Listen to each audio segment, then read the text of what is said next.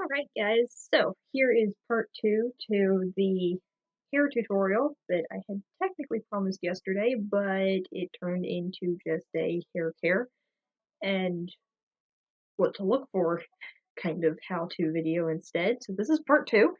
Um, Basically what we're going to go over today is 3 different hairstyles, the first being a simple twist with a bun in the back, the second being a rendition of one of the pictures we saw yesterday of the 4 braids.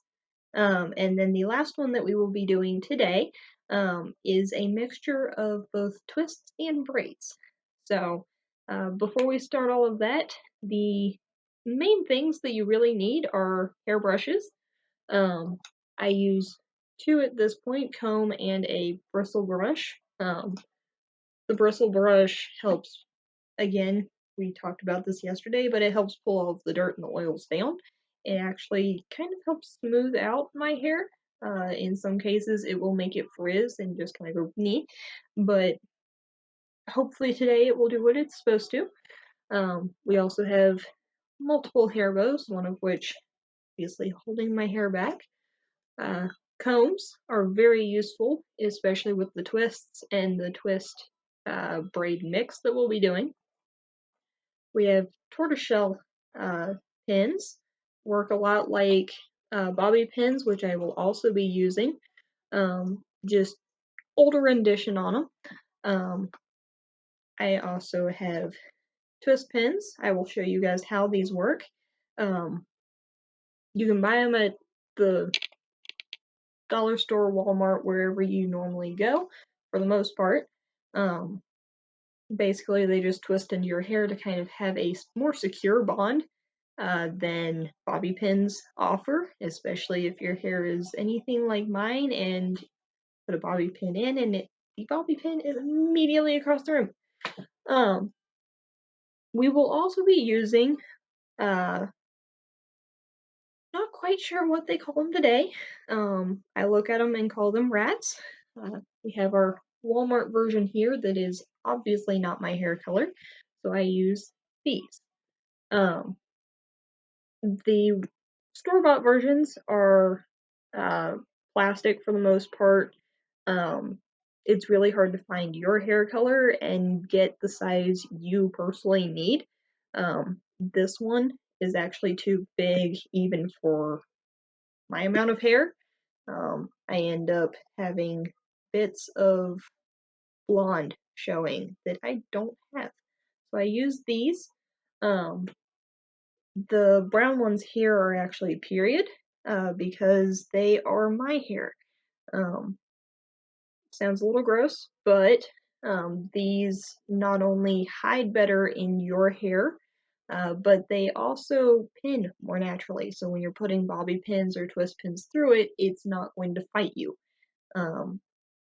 I have broken many a comb trying to shove them through the store-bought rat in comparison to the homemade ones. The last thing we'll be doing, we're talking about rather, is hair nets. I have 2 here. One is obviously much fancier. It has a fancy little bow that goes over top of the net once you've got your hair in it. And then there's this one. This one I use for both general day dresses as well as for work dress. The point of nets, and yes, they are called nets in this time period. Once you get to the 1940s and 50s, they become snoods instead.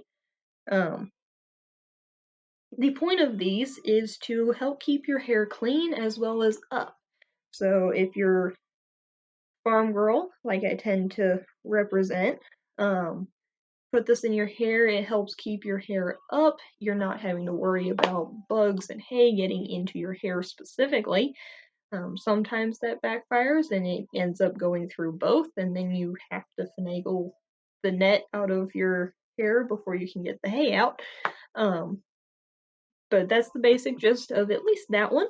The other one, the black one that I showed you here a minute ago, is more for decoration. Personally, I like the black one a little bit more, but I also have a soft spot for the brown one because I made the brown one. So, um, with that, take my hair down and we will begin. So, alright, so my hair is now down and thoroughly brushed. Um, as with all 1850s and 1860s hairstyles, I have the part as close to the middle as possible, at least for me. Um, I do this enough times, and this is usually the only way I can brush my hair, that it just kind of naturally falls this way anymore. Um, Side note, the hairstyles that we are doing, you can do with any length of hair and any layering style. Um, Obviously mine is super long, but I also leave it this long for such situations as this. Um, but since we are doing our twist first, um, you want your hair evenly split all the way down, even the very back of your head, down to the nape of your neck, and make sure that it is even parts. If it's not even, your twists themselves will not be even, and then it just kind of looks a little funky. Um, but for our twist, you start way up here at the very top of your head and gradually pull pieces of your hair into that twist. Um, Now with some pin types, you can see where the ladies have a nice gradual drop, like I just did, whereas other ones will have it directly back and down the back of their head. Um, I don't really have a preference for either. Depends really on my mood and what hat I'm wearing. Um, Hat styles are wide ranging at this point. So you can have your general bonnets, you can have backless bonnets, you can have sun hats, much like these. This one is currently set up to be a mourning bonnet. Um, Mourning being the grieving process that they would go through. Um, so a lot of times in the mornings you would fix your hair depending on not only your wardrobe and how you felt like looking for the day, but also um,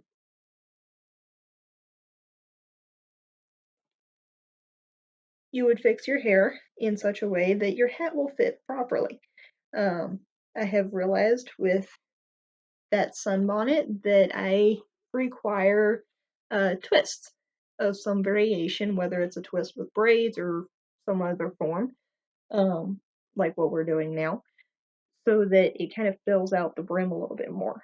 Now, other hats you will find um, require a much lower hairstyle, um, or if you're just fixing your hair this way for the heck of it and because it seems practical for the day. Um, if you plan on wearing a baseball cap, I suggest actually putting it super high up. That way, the back of your ball cap actually goes around your hair. Um, I have finagled my hats many, many times so that both modern and period, so that they actually fit my hair correctly, or at least how I feel should look correctly, and some of them are not happy about it anymore. So, in the process of that, I just kind of went about my business with my hair here. Um, Once you have one side twisted, you can pin it down.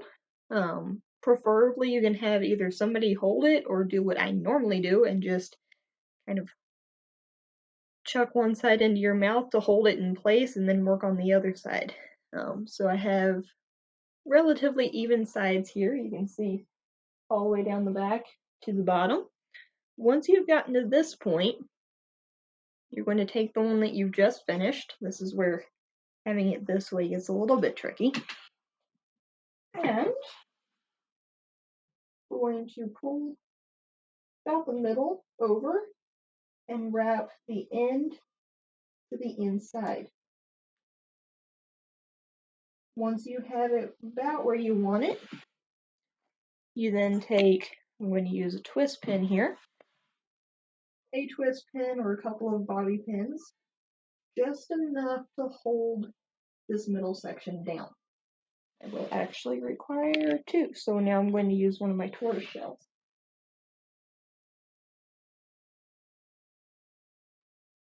Now, once you've done that, you can then take the other side down.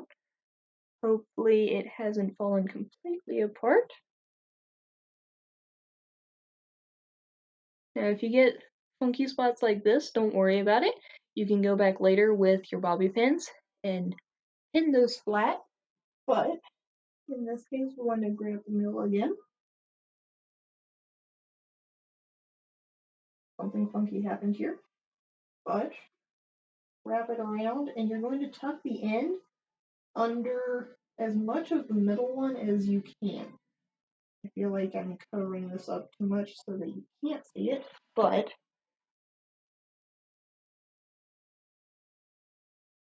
a few more pins in this and then I can show you.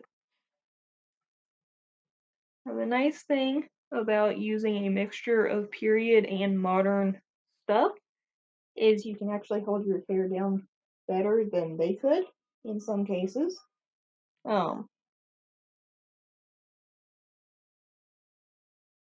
While other times you want to try and hide some of these modern bits, and it becomes quite difficult because they didn't have this variation of bobby pins, they didn't have the twist pins, they didn't use the same hair bows, hair fobs, whatever you want to call them, that we do now.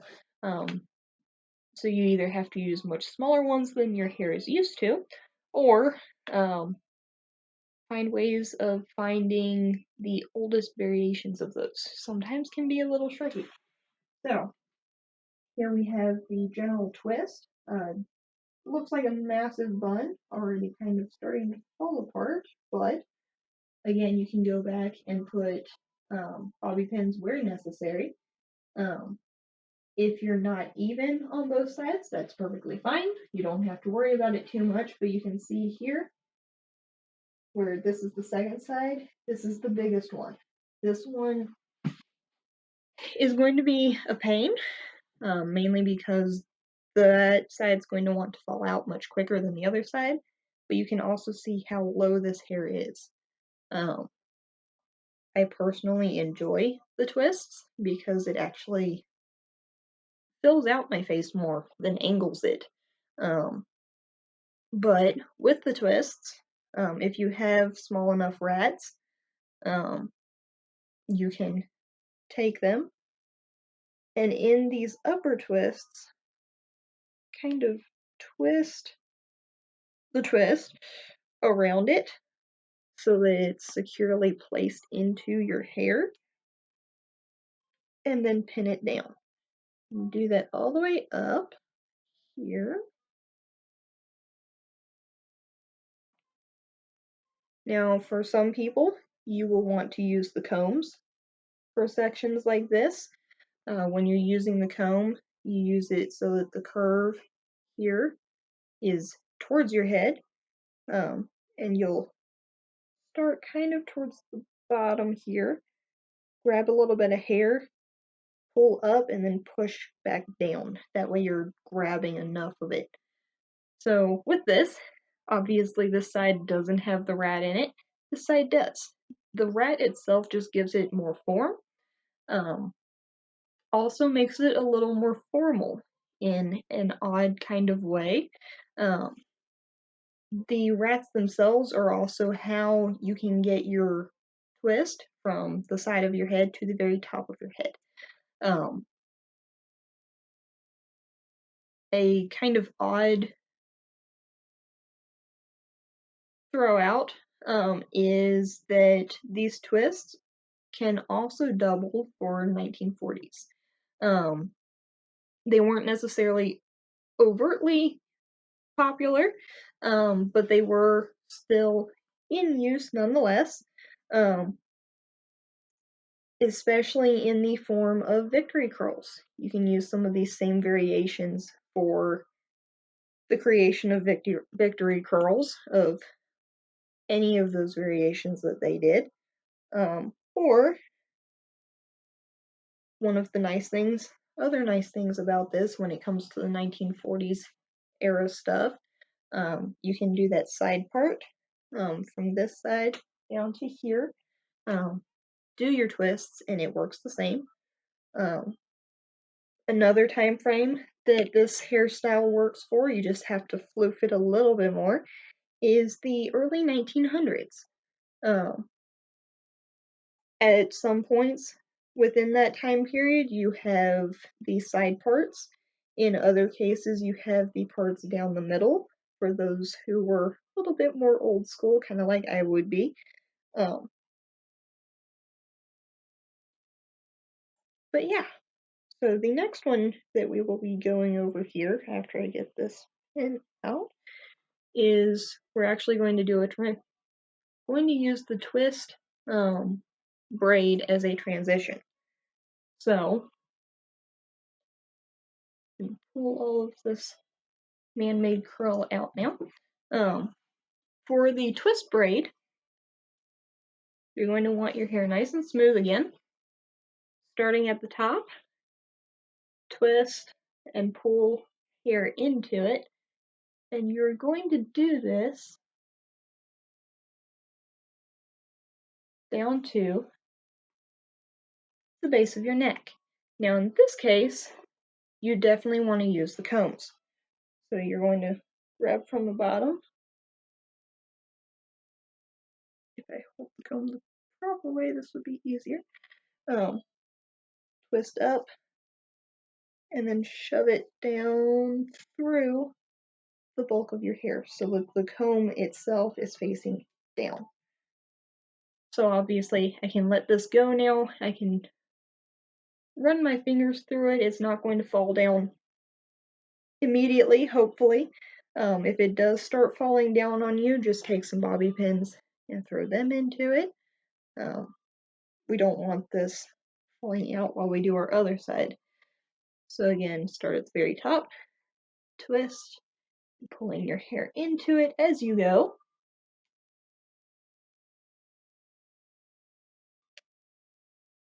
Once you get to the nape of your neck, take your comb.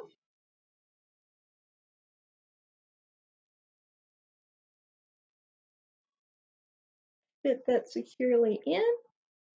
Hopefully not through your head like it's trying to for me. And then just for safety precaution, I'm going to pin this one now before it has the chance to retaliate. Now again, I have this kind of funky spot. I call them woobies, other people call them other things. You can kind of tuck that under and pin it down now, that way you won't have to later. Or if you plan on using your rat again, I just made that far worse actually. When you put the rats into your hair, you can take that as an opportunity to smooth these down. So once we have gotten to this point, you can then start braiding these lower sections of your hair. I have also done this. Let me take that back. Okay. Once you've gotten to this point, you can either braid it like we are going to now, or this is one of those few times that I will use my store-bought rat. You can pull these basically ponytails, pigtails, to the back, and then roll it into a much thicker twist. That way you have that giant, kind of a half donut going with your hair rather than either the bun or a funky double twist crossover in the back. So here we're going to braid all the way down to the very end. You can feel the comb coming out. If it does, obviously just go through and push it back into your hair. You don't necessarily have to keep the comb in your hair if you don't want to, but it's also not going to hurt anything in the process. So once you have one side done, switch over to the other side. You can leave your hair like this once you have both sides braided and just have twisted pigtail braids, or you can do what we're going to do and take the braids themselves and turn it into a bun at the back of your head. Um, for young girls from about 14 to 16 and younger, this would be a common way of just leaving your hair, more than likely. Um, if you leave a giant chunk out like I just did, don't worry about it. We can just kind of toss that into the bun itself once we get to that point. But to kind of backtrack there, this is one way that they would leave their hair. Rather than the hair bows themselves, you would be using ribbon. Probably wouldn't have the combs exactly where I've put them at the very bottom of these, but probably somewhere close to the top where they'll be out of the way and a little more secure. But in this case, since we are not doing a young girl's hairstyle, I'm going to start with this side, taking that chunk that I accidentally left out. And I'm going to make this as flat as I possibly can. The flatter it is, the bigger the bun you can create, at least for the most part. I prefer bigger buns at the back of my head, mainly because it fills the nets much nicer. It looks a little bit better. And for the most part, I know that it'll stay. Now, the one problem with doing the braids is this one is obviously much shorter than the twist that I've already done in the middle. So we're going to wipe with the twisted bun, tuck this hair bow under, and tuck the tail right after it. That way both are kind of hidden. And then you're going to secure it down. Again, you can use bobby pins, you can use the tortoise shells, you can use whatever you normally do. I solely depend on twist pins because my hair is really heavy, but different people can get away with using different things. So here we have it. We have your twists here that stop right at the beginning of the bun itself, and then the rest of it is the braided bun. Now, a nice thing about this one, again, it applies to both upper class and the lower classes. For this style in particular, I really like using it for work dressing, because the braid itself is going to ensure that nothing can get in my hair and it'll stay clean inside the net itself, while the twists give my face some shape, and kind of fill out my face a little bit more. Now, now that we've done this, that means we have one more left to do. I'm going to do my side note here rather than at the very end of if you guys want to learn anything more about some of these, please comment below. I will try my best to answer questions. Doing hair is not exactly one of those things that I'm used to talking about, usually because when people ask, I'm throwing it up without a mirror in camp somewhere, whether it be like Newmarket, Virginia, or Cedar Creek Battlefield, or one of those general areas. So, I will try my best to answer questions if you have any, but I'm thinking that next time we're going to go over layers that women would be wearing and why they were wearing those. One thing about that will be the way in which I do it. I haven't quite decided yet.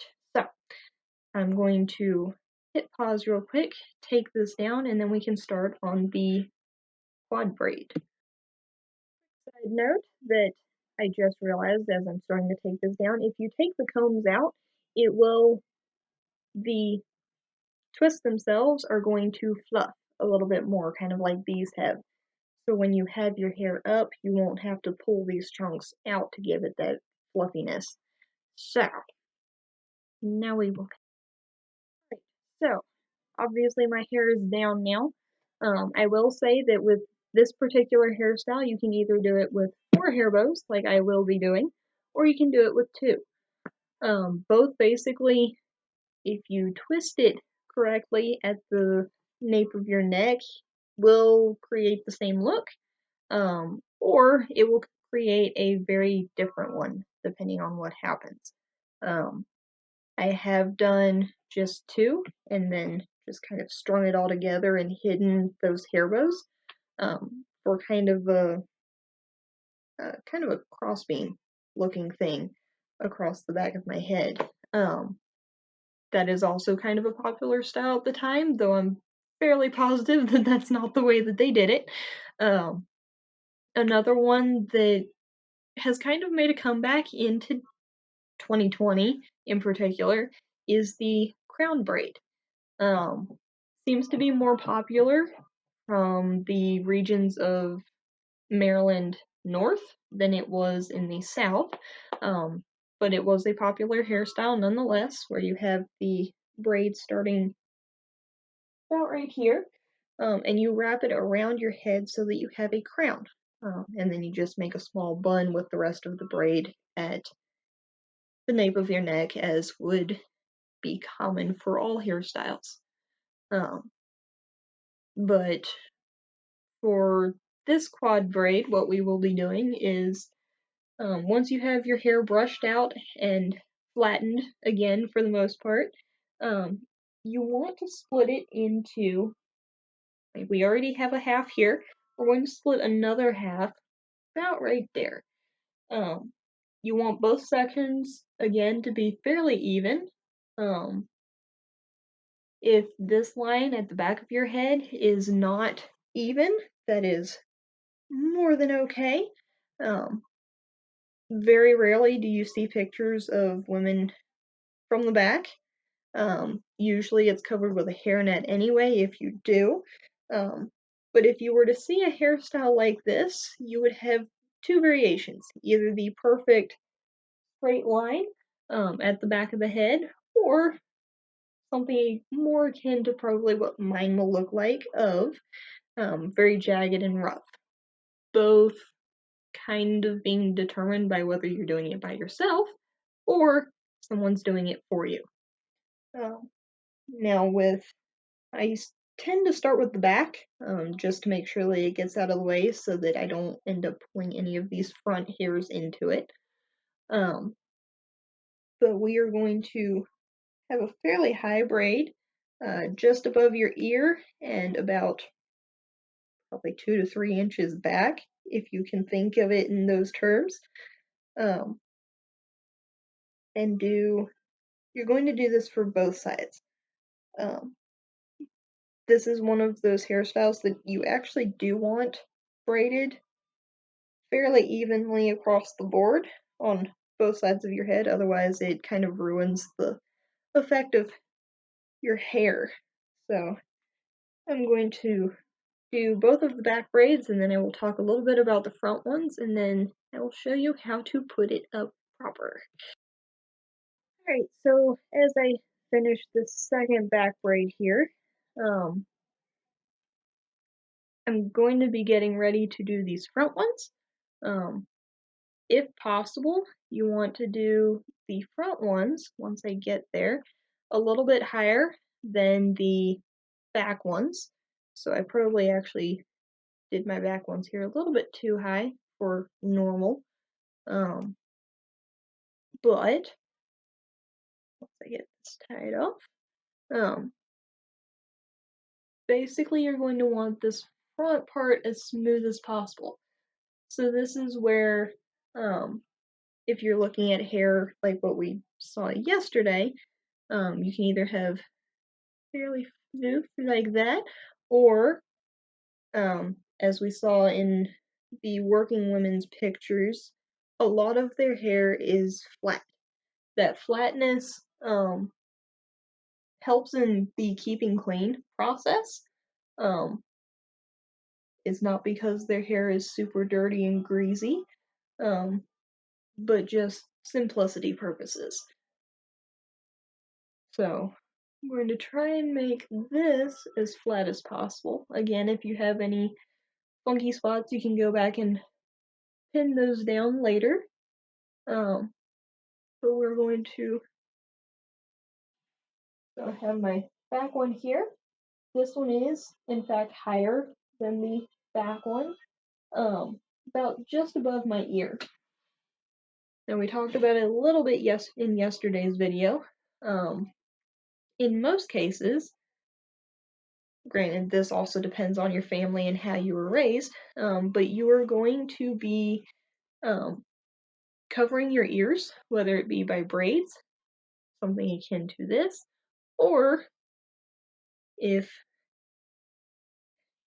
you truly hate hiding your ears or having anything over top of your ears, you can have these straight back versions like what I tend to do.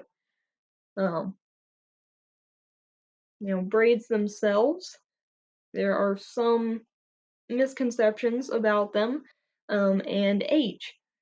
Now, typically, young girls, as we talked about earlier, are going to have braids because it's a little bit easier to take care of. It is certainly much cleaner for your hair, at least.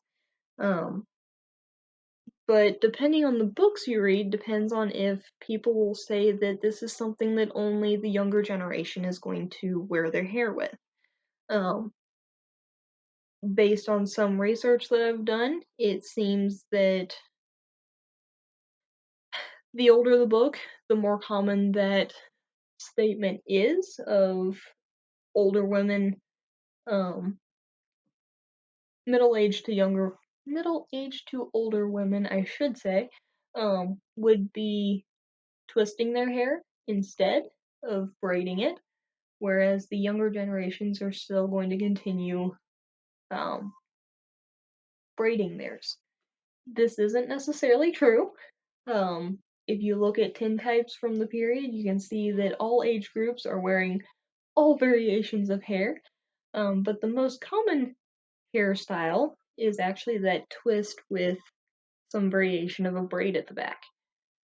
Now, they could get a little bit crazier with their braided hairdos, mainly because they don't have just, well, I have probably close to 2 to 3 feet of hair, but in some photographs, if you can find them and are lucky enough to find them, you will see that 1850s and 1860s women tended to have near floor length hair, if not floor length and spreading across said floor. Depending on your social status, depended on how long you were willing to let your hair grow, because the longer it is, the more help you need in taking care of it. When you were caring for your hair with 100 brush strokes a night, brushing 6-foot long hair is not necessarily healthy for your shoulders nor your hair by the time you're done with it. So for middle to lower classes, you're probably going to see more hair length about the length of mine, maybe a little bit longer, whereas the higher classes are going to have that full yardage instead. They would also typically go to the store and find wig pieces that they could use to fill their hair, kind of like the extensions we use today in some cases. Have funky spots again, but we can ignore those for the moment. Now from this point, we can either do an exact replica of a photo that we saw yesterday, or we can do a different variation. I can show you a little bit of both. And the one that we saw yesterday, you would start with these front braids, pull into the back, but not tightly. We're kind of going to cross them and twist them back down to the bottom, something akin to that. And once you have it there, hide your tails per usual, and then pin it down. And because it's braids, it is actually much easier to just use one pin to hold everything together. But now we need to do something with these second ones. With your second braids, you can either wrap around these bottom ones and then create a bun out of that twist, that first twist, something akin to this, or it'll come undone. You can do something more akin to a second layering. You're still going to do that bun at the top, wrapping it around and hiding the hair bow if possible, but you have a double loop there.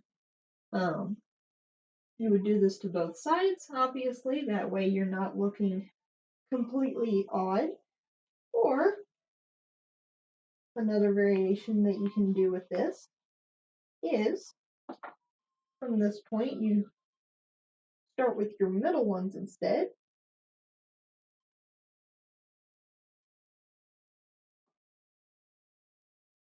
And create, and get it to cooperate.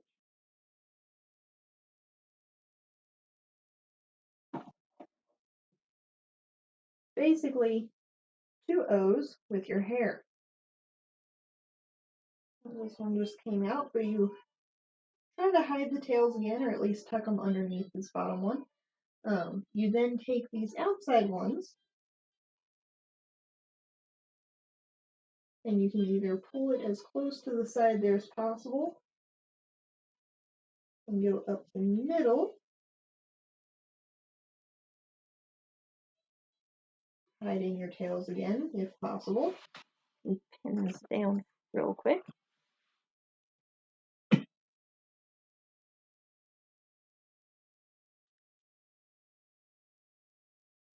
So I've kind of got it pinned there. Where they cross over up here, you definitely want to pin, otherwise it will come undone and all of your hair will come falling out. Another spot you want to pin down is this loop that's kind of popped out. Whether it be over or under is entirely up to you. But once you kind of have that pin, then you can work on this side, pushing that braid over, going up through the middle, and then tucking the tail. Again, you are going to want to pin all of these down.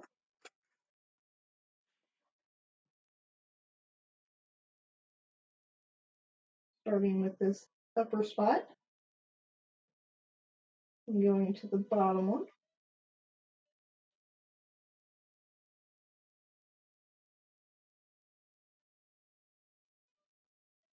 In most cases, if you're using these hairstyles for an event, you want to hide as much of the hair bows as possible if you're not using ribbon proper.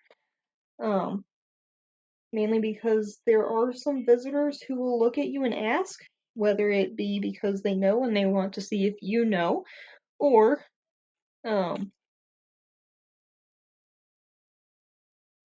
they're simply curious. And you then have to, if you're anything like me, embarrassingly explain that no, they didn't have hair bows quite like what we do today. They were using ribbon instead. But that is what you had with you for the day, so that is what you were using. Now, I just pinned this front braid back. I tend to do that because you can see this side is kind of just barely hitting my ear.